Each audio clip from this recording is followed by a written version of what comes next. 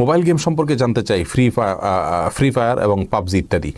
দেখুন ভাই তাহমিদ, মোবাইলে গেমস খেলা কোনো মুসলমানের জন্য জায়েজ নাই, উচিত নয়, কারণ এটি সময়ের অপচয় এবং এটি অর্থহীন কাজ। আল্লাহ তাআলা কোরআনে কারিমে বলেছেন, যে সমস্ত ইমানদাররা শেষ হাসি হাসবে, জান্নাতুল ফেরদাউসে যাবে, সফল সার্থক হবে, তাদের একটি বৈশিষ্ট্য হলো তারা অনর্থক অযথা কাজ থেকে বিরত থাকে।